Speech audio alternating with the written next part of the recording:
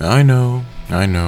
It's been a while since the last episode of Devil May Guide. The reason being just personal things. Life happens and a lot occurs. However, I feel ready to jump into this series again, so let's continue where we left off. In the last episode, we went over how to fight Nilo Angela with all three of his fights. As per usual, the same will be done with Griffon and the other two bosses later on. Griffon can be frustrating for a beginner on lower difficulties, but he's even more annoying on the Dante Must Die difficulty. I absolutely hate fighting Griffon so much on Dante Must Die that I'm going to offer some secondary strategies that will hopefully help out those that are struggling with Dante Must Die. So, without further ado, let's get into how to fight Griffon.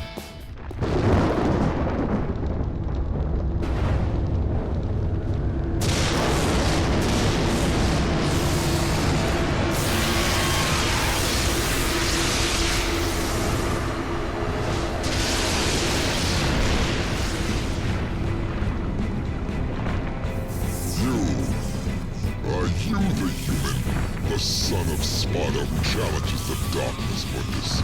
Block off, Featherface, or you can stick around and find out the hard way. Griffon's first fight is actually the easiest in the entire game, and it's even easier than Phantom. Just look at this clip. Hi, Griffon.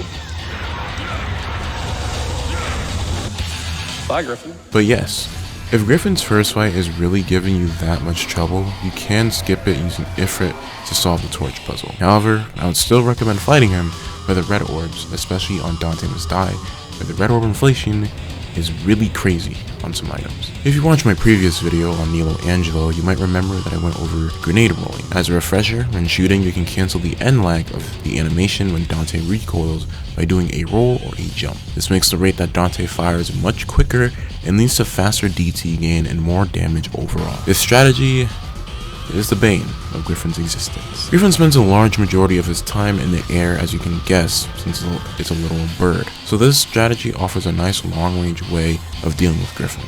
When he lands, you can still pelt at him, but he also might charge at you. And when he reaches you, he'll do 2 head swipes. This attack is very easy to avoid. Just jump away and use those startup and vulnerability frames to your advantage. Another attack he might do while grounded is this laser beam.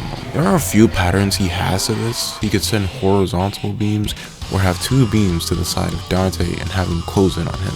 I'm going to try and clearly explain how I counter these attacks, so bear with me. For the latter, you want to jump as soon as you see the laser beams are closing in on Dante.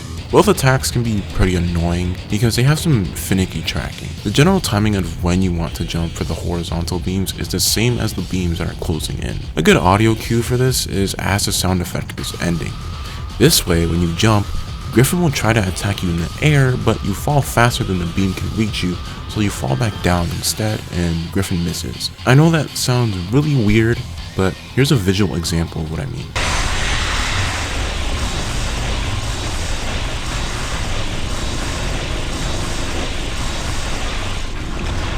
Notice how when I jump, as gravity begins pulling Dante back down, Griffon shoots, but misses, and by the time it reaches that area I was in before in the air, Dante has already had his feet planted back on the ground. Another attack Griffon has is his dive bomb, where he'll fly into the air and try to crush Dante by crashing back down at a diagonal angle. This attack can catch you off guard. It is a little bit fast, but it's also telegraphed with the red lightning. When that lightning appears, that's when you have to jump and counterattack. Lastly, Griffon also has an aerial charge attack, where while gliding in your direction, he lets down a bunch of red energy balls. It's not hard to anticipate, so you'll probably get out of the way by the time he reaches you, but if he does get close, you can just dodge roll away. Honestly, it's not that tough. But that is all of Griffon's attacks, at least for this first fight.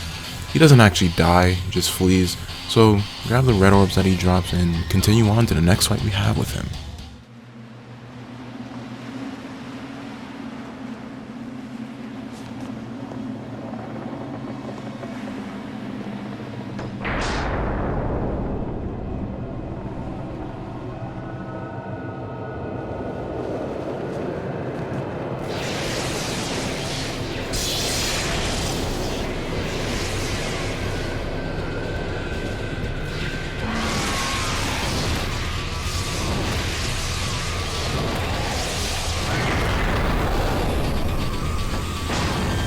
The strategy remains largely the same. However, what's unique to this boss fight is a secondary red bird-like figure will fly around and pass Dante. The best way to deal with this is just to use ebony and ivory and shoot as fast as you can at it. Dante might also attack Griffon while at it, but it's okay if that happens. When that bird goes away, either on its own or by shooting at it, Griffon will land on the backside of this ship, which you'll obviously want to get away from. After that, the background will darken and he'll send out a bunch of beams of electricity in a vertical fashion. These strikes are completely random, so some might hit you, some might not. I don't really have a good way to avoid these, to be honest. On lower difficulties, I like to use Air Raid to zap at Griffon. It does some decent damage. But on Dante Must Die, there's another strategy I execute, which is that when Griffon lands, I climb upon this pole to the very top. It might be an oversight, but Griffon's beams do not reach you from this high up at all. So once you're there, just move to the left or right, take aim with ebony and ivory, activate Devil Trigger, and spam the daylights out of the shoot button. It will melt Griffon's HP so fast. On Dante Must Die, you might have to 2-cycle this, but on lower difficulties, I think you can get a 1-cycle if you're fast enough. But regardless, when Griffon lands, this is your chance to use this tactic, especially on Dante Must Die, because Lord knows, this guy's annoying. Also, side note, but I really like the spectacle of this method. It feels in character for Dante to do something like this, kind of like that one speedrun strat in Sonic Adventure 2, when Sonic is running up a tree in Green Forest.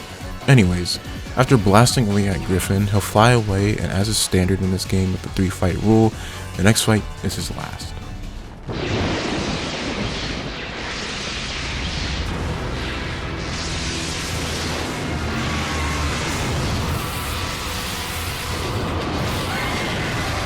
This fight is largely the same with some minor differences due to the arena.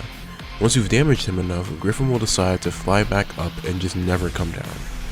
Just take the purple portal to the upper level of this arena, and from there, Griffon will attack you with his usual attacks, and you can use the grenade rolling tactic to shoot back at him.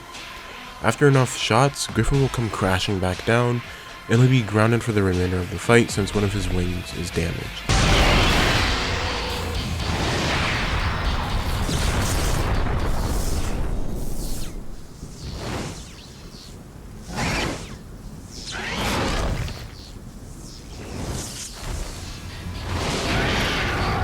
From here, you can really do the same things that you did in the first Griffon fight, but there's one new attack. This attack is similar to the one from the pirate ship, where it's a bunch of beams being sent out, and the visual cue is the background darkening. But he sends out vertical beams with gaps in between. To counter this, you first want to position yourself between the lasers, and then start grenade rolling. If you did this correctly, you should be able to be in the gap between lasers at the right time and not get hit. Also, another thing you should know is that with Ifrit's meteor, there's potential to do double damage. Sometimes when Dante sends out a meteor, it'll do double damage, and this is because the meteor hits 2 hitboxes of Griffon, the tri-head hitbox and the body hitbox. It's generally pretty tricky to get, so it's okay if you don't get the double damage. It's really not the end of the world, but I still recommend using the meteor anyway. Even then, grenade rolling can absolutely chew apart Griffon, as you can clearly see. It's just so strong. With one final hit, it marks the end of Griffon. Overall, Griffon can be a troublesome boss fight, but just like with any other annoying enemies or bosses in this series, once you learn his patterns and how to evade his attacks, he becomes much easier. Also, like I said before, save up your devil stars because you'll need them for Mundus, and with all being said and done, that wraps up this episode of Devil May Guide. I'll see you all in the next one. Peace. Yours are definitely the powers of Sparta. Even more so. But I cannot let you live. I serve my master Mundus. You can't fight with that wound. Mighty is the power of Mundus. Master, grant me one last surge of power. The power to finish him.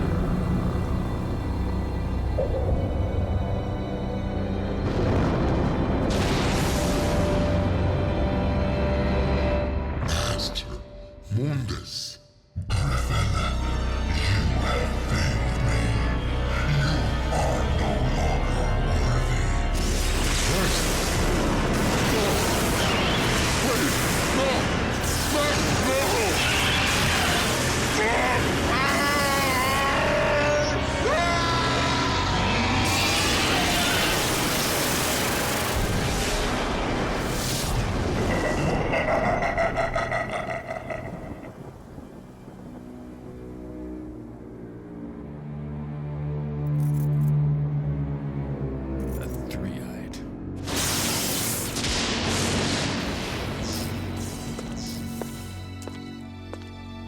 you beat him.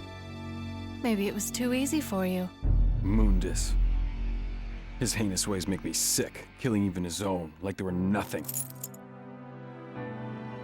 He's the one that took the life of my mother, my brother, and Shirley.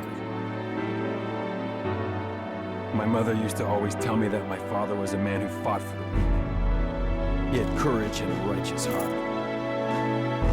In the name of my father, I will kill Mundus.